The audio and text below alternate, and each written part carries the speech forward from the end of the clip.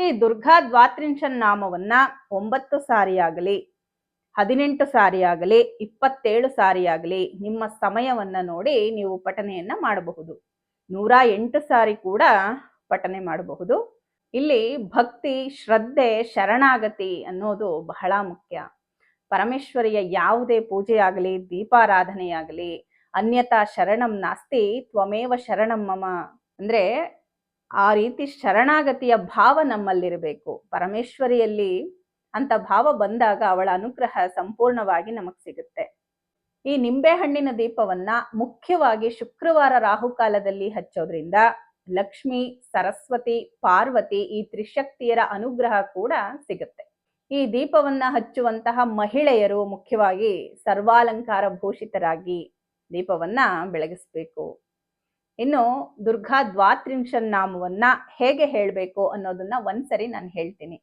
ಇದನ್ನ ಎಲ್ಲಿ ಸಿಗುತ್ತೆ ಅಂದ್ರೆ ಸ್ತೋತ್ರ ನಿಧಿಯಲ್ಲಿ, ಯೂಟ್ಯೂಬ್ ಅಲ್ಲಿ ಕೂಡ ಸಿಗುತ್ತೆ.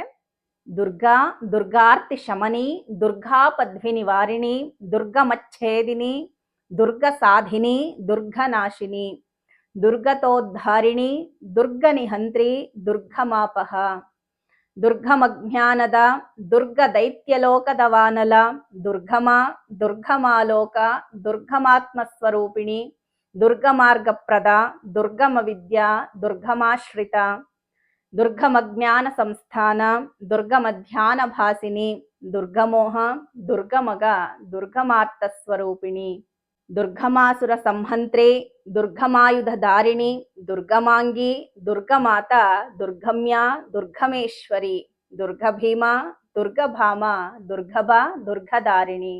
ನಾಮಾವಳಿ ಮಿಮಾಂಯಸ್ತು ದುರ್ಗಾಯ ಮಮ ಮಾನವಃ ಪಠೇತ್ ಸರ್ವಭಯಾನ್ಮುಕ್ತೋ ಭವಿಷ್ಯತಿ ನ ಸಂಶಯಃ ಶತ್ರುಭಿಃ ಪೀಡ್ಯಮಾನೋವ ದುರ್ಗಬಂಧಗತೋಪಿ ವ ದ್ವಾತ್ರಿಂಶನ್ನಾಮ ಪಠೇನ ಮುಚ್ಯತೆ ನಾತ್ರ ಸಂಶಯಃ.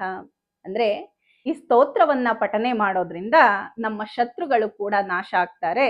ನಾವು ಕೋರಿದಂತಹ ಕೋರಿಕೆಗಳು, ದುರ್ಗಾದೇವಿಯ ಸಂಪೂರ್ಣ ಅನುಗ್ರಹ ಪ್ರಾಪ್ತಿಯಾಗತ್ತೆ ಅಂತ ಹೇಳ್ತಾ ಇದೆ. ನಿಂಬೆಹಣ್ಣಿನ ದೀಪ ಬೆಳಗ್ಸೋರು ನಿಂಬೆಹಣ್ಣಿನ ದೀಪ ಉರಿಯುವಷ್ಟು ಸಮಯ ಈ ಸ್ತೋತ್ರವನ್ನ ಎಷ್ಟು ಸಾರಿ ಆಗುತ್ತೋ ಅಷ್ಟು ಸಾರಿ ಪಠನೆಯನ್ನ ಮಾಡಿ ಆ ದುರ್ಗಾದೇವಿಯ ಸಂಪೂರ್ಣ ಅನುಗ್ರಹವನ್ನ ಪಡ್ಕೊಳ್ಳಿ.